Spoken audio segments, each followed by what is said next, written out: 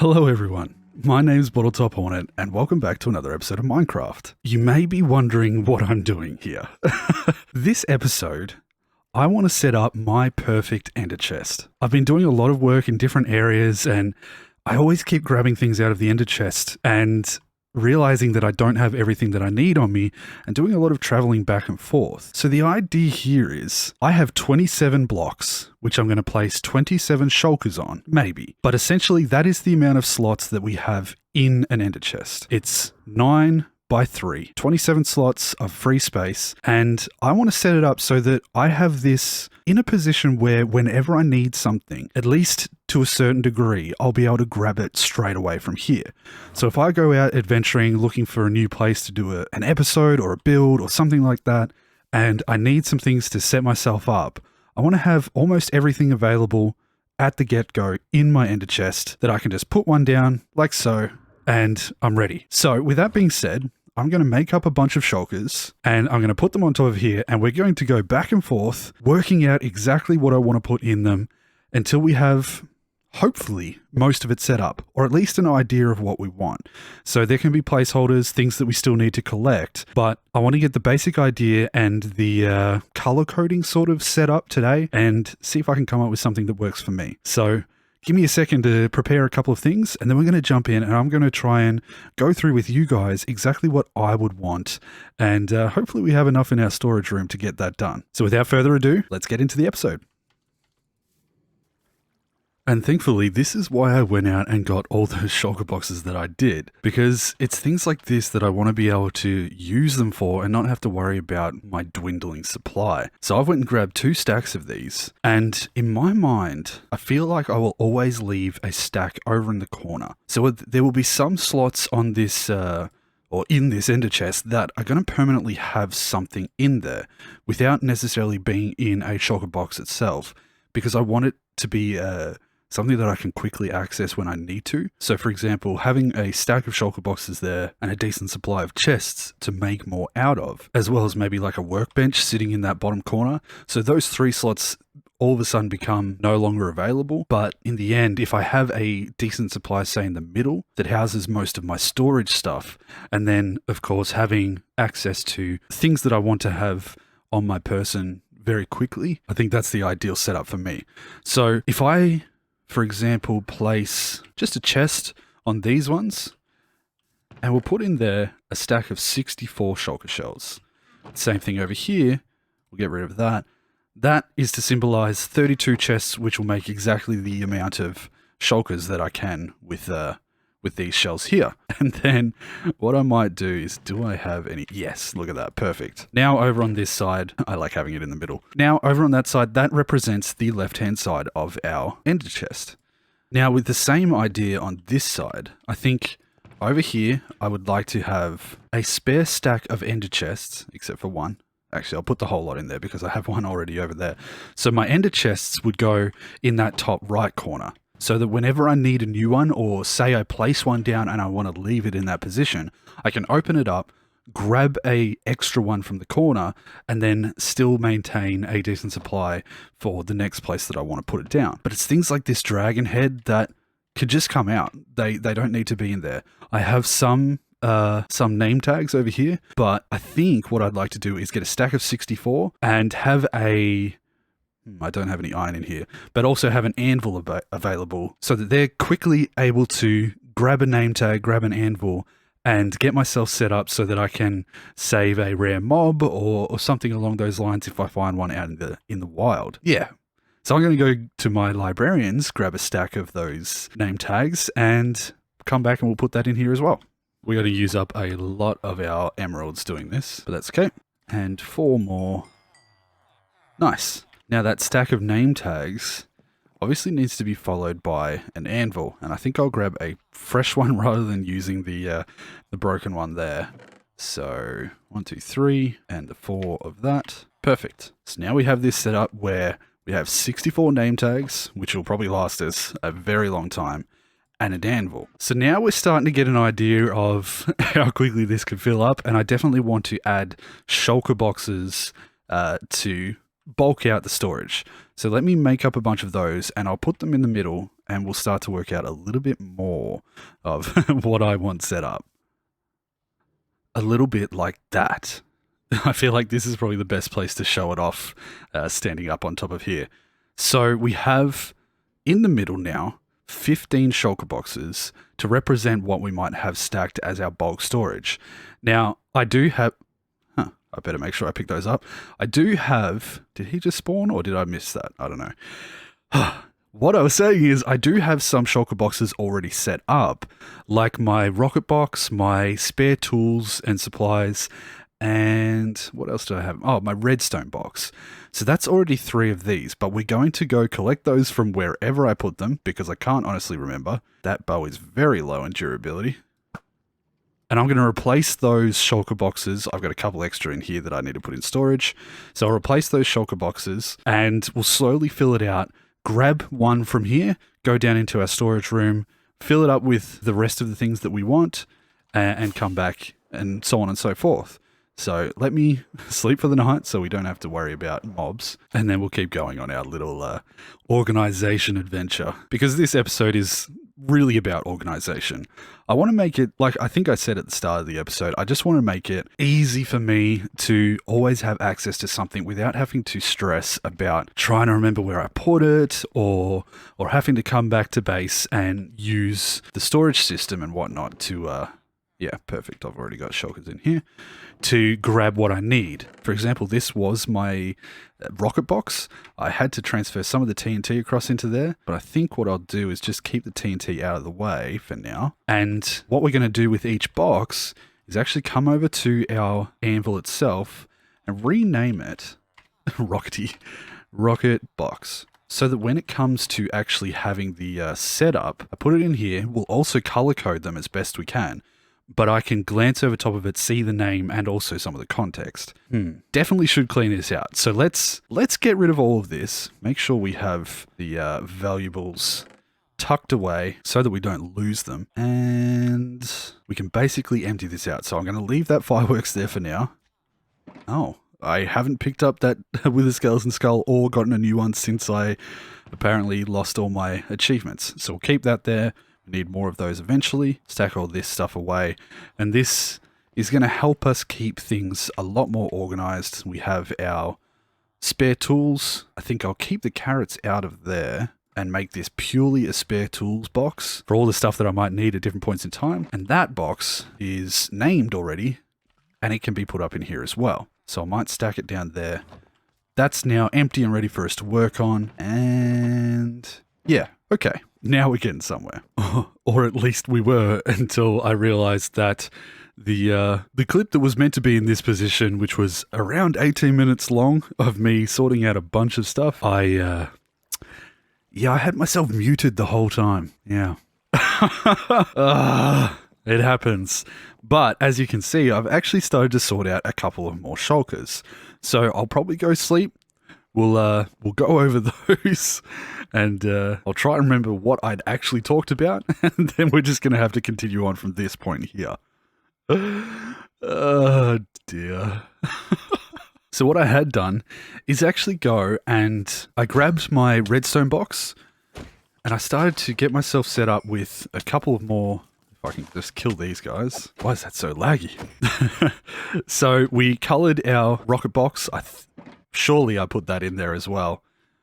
I probably should have made sure I knew what I'd recorded already. We've got our spare tools and our redstone box now. And then what I did is I picked up our ocean box, which I think will fill up with some potions of water breathing and whatnot, and have this set up so that if we ever are flying around and we see a new ocean monument, we can pull out our ocean box, grab out what we need as far as the potions of water breathing and other bits and pieces, grab out our trident, and then we can go through and clear it out and hopefully find ourselves some sponges, since we haven't had much luck on our other 3. Then what I did is I actually organized a wood box. So these are the main 6 types of wood that we find around the world, not necessarily the ones that are from the nether, because I'll do that in this box. But here we have the basic setup, a large supply of wood. I've got I'm fully stocked with these ones, but these I've used up a lot of recently and I need to restock. So if we get that set up so that I have 6 stacks of those two, I know that if I go somewhere and I want to build with wood, I have enough to get me started at least. And then that brings us to the nether box. So the nether box has essentially just the setup for purely the warped and crimson stuff. I haven't got it all. Obviously, I need to get myself some of the crimson nylium or whatever it is that is the different version of the netherrack, and then also the vines that go with that. But at least I know that I do have that set up, and I need to get up into the air so that we can see it. I just I flew straight over the edge. Let's try that one more time. Okay. So now I'm sort of starting to set it up in the horizontal columns. So we have our gear, even though redstone's not necessarily gear, but it's like functionality stuff. Then we have almost like an ocean, overworld, and nether. I suppose I'd almost categorize it as like stuff that I'll need as I'm going to different areas in the overworld or in the nether, for example. So it's collecting and collecting, I think, is the best way to put it. These 3 boxes are for going around and being able to collect and also have available stacks of the different types of wood, and also if I'm trying to collect more sponges and whatnot, there's the option for that as well. And there was a couple of things that I actually said in that last recording that I do want to mention.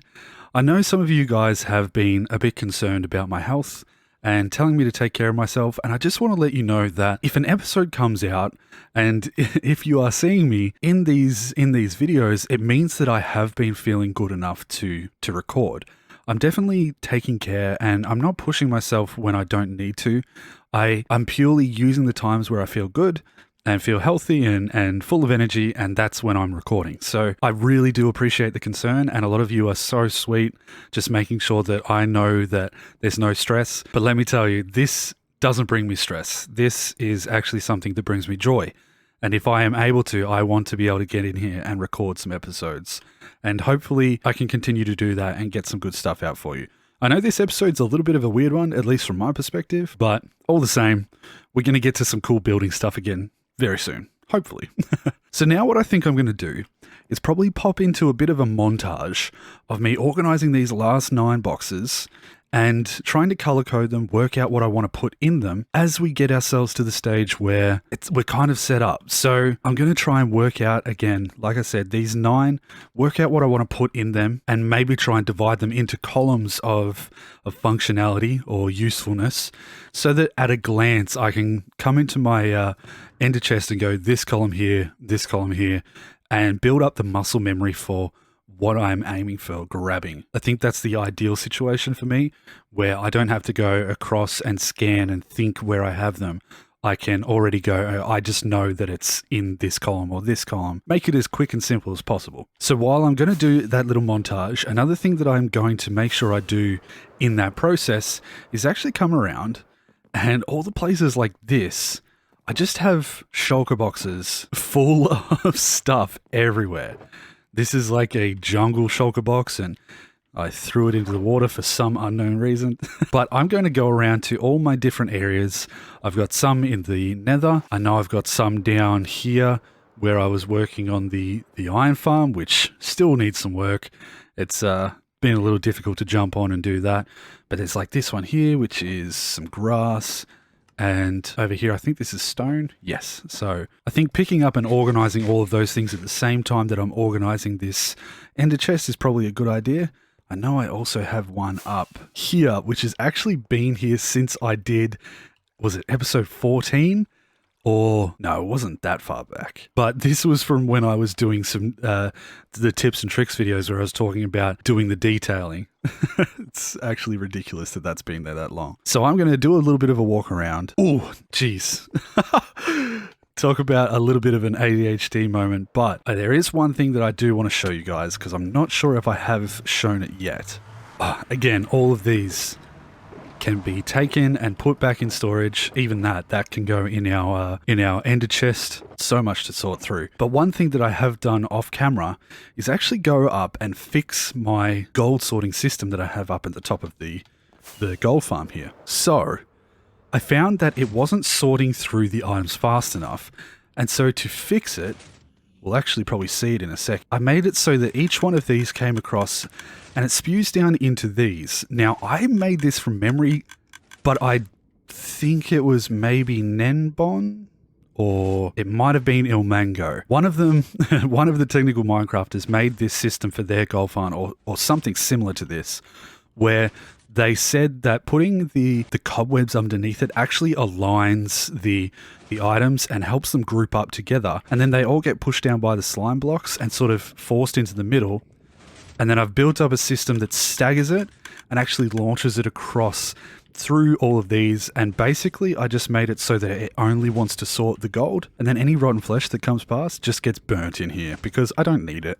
I have enough coming from my my existing farm out in the overworld. So this way I can come up to the top here. If I can land on there, damn it. I can come up to the top here, hop on here and do some AFK, which I have done a little bit of. Gold farm still working really, really efficiently. Get a huge supply of gold. And then as you can see down there, that redstone is firing away because all of those pieces are going through the system. There we go. All of that stuff there is going to get sorted across. It hits that chest, which actually puts it halfway on the 2 blocks. And then as it gets shot across, it looks like there was some gold in there, but I don't think there is. I think it just looks like that until it realizes, the game picks up that it's sorting through some items. So there, yeah. So all of those would have had stuff in it if the gold was actually going through. And then if we pop down here, we have the gold sorted into those chests. So again, there's more shulker boxes up here. I don't even know what's in them, to be honest. I blocked them off because they were causing spawns on top of them. So some blackstone and some random bits and pieces. All stuff that I'll want to sort through and maybe even take some of it for the Enderchest itself. Yeah, look, that's almost like a redstone box in its own right. So I'll grab those. I've just been doing some AFKing off camera so that I could build up a decent supply of blackstone for future builds. So if we pop down here, these guys have been trading away. And yeah, cool. We're getting a decent little supply of blackstone again. Wonderful. So a little bit of a sorting montage now. And we'll pipe back in towards the end of the episode to hopefully get ourselves, or more get you guys caught up with how I'm setting up the Enderchest. Hopefully it'll all be organized by the end of it, and it'll be nice and easy to get into, understand, and set up whenever we need it. And from there, we can move on to other projects. So let me do that. Let me get myself sorted. I'll put on some music, and then we'll pop back in, and I'll fill you in on what my brain has come up with. So I'll see you in a minute.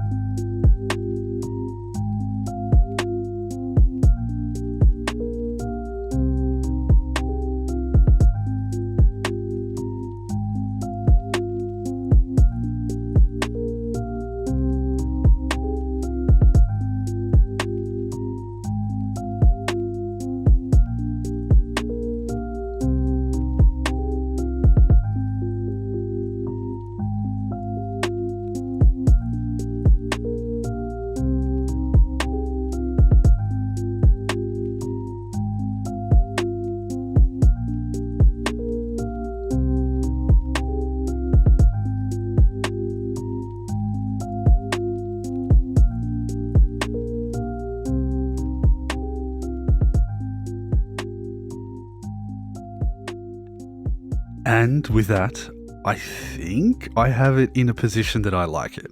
I think I've got it sorted and organized a little bit, and mostly in a spot that I personally like. I feel like it's got everything that I need down there. So we'll go have a look. I do just want to say thank you to the viewer, someone who I know on Discord, who actually purchased me an Optifine cape in an Enderman style. So the wings now have Enderman on them, and I think it's pretty cool. So in the flavor of the Isle of Ender, it really does feel fitting to have this, and I'm really happy with it. So thank you so much. I really do appreciate it.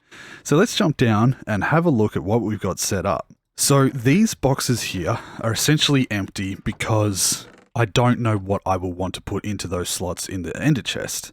But over here, I've renamed all of them with the capitals so that it's easy to see. And while we've got these ones, what I've started to add is things like a stone plus, so the basic sorts of stones. We have stone variants, so I personally want to collect as much of this stuff as I can while I'm out and about. So what I would do is just whenever I see a section of it, especially the andesite because I like it as a building material, I just grab it, put it in this stone variants, and we can continue to have the storage capability for them as we move around the world. Over here we have grass and its variants. So this is if I want to make things like pathways on a little build or anything like that, or if I go out and I find a bunch of coarse dirt or podzol, even some mycelium if I find myself a mushroom island out there. Oh, actually we did find one in the ocean monument video, I just remembered. So we do have a mushroom biome out there if I ever wanted to get some mycelium. So that's a plus. Over here we have our greenery, which I would probably put some flowers in as well. So if I'm going out and I find ferns or tall grass and bits and pieces in villages, I want to be able to put it in here because for decorating purposes,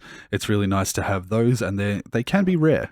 Finding the right place to get ferns, or even, you know, finding a tall grass somewhere specifically in like a chest in a village or something, it'd be worth just grabbing it for having in the ender chest to decorate things if I need to. Here we have terracotta and concrete, which I haven't put anything in yet, but if I go out and find a mesa biome, or what do they call them, badlands, I want to be able to collect a bunch of different colors and whatnot, because there is the potential for using that sort of stuff in builds in the future. So there's that there. We have sand stuff. So sandstone, going out collecting sand for all the purposes, all the reasons that we would want that is absolutely a must. Here I have an ice box because I think in the future there will be some things that I want to use blue ice for.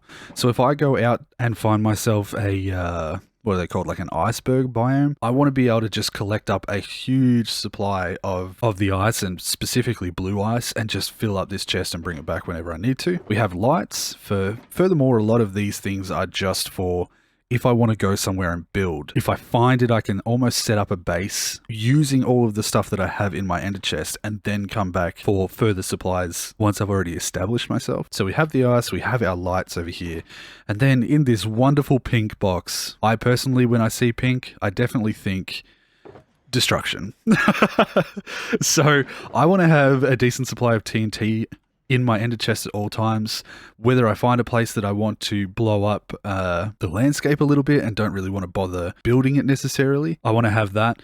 And in some of these, or one of these boxes, possibly the spare tools, I think I would eventually put a spare beacon. So once we get ourselves to the point where we have a couple of different beacons that we can set up around the place, having a spare one and the blocks required to go somewhere and set one up, I think I'd put that in my spare tools as well. And then over here, we do still have the anvil and all of that stuff, but I put a compass and my little book that has the start of some things. So ocean monuments, Guardian Farm. This has the potential for being filled out with different locations in the world that I'd like to, if I can remember to, I'd like to continue to add to, so that when this world eventually becomes available for download, it's a little easier for some of you guys to find your way to those places if you might not, or I might not have actually displayed that as I was flying around. And then we have a little bit of space on the sides for filling it up with other things that we find and feel that they are important to have,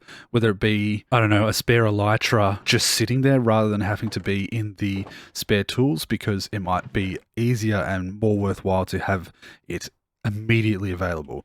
I think I'd probably put a spare stack of food down in one of these, so that if I realize that I've run out, I don't necessarily need a full shulker box worth of it, because I'm not going to eat that many carrots. That's ridiculous. But to have a spare stack of it to get me back home to where I can get more is probably ideal. So I think one of those would be there. So with that and a little bit of color coordination done, I think it's time to fill up my ender chest. So this is the fun part for me. This is the bit that I've been waiting for this whole episode, is destroying these. I'm going to do it a column at a time so I don't get confused. We come over here and start to put them in position. It looked ridiculously large when I had them all sitting over here like this, but it's going to look so neat once I start to get them in here. So we had that, we had wood, nether box, stone plus, and the variants, plus grass and varieties, or variants. We had terracotta and concrete, our greenery and the sand stuff. And then the last lot of the shulkers themselves was destruction at the top, our lights, and our icebox.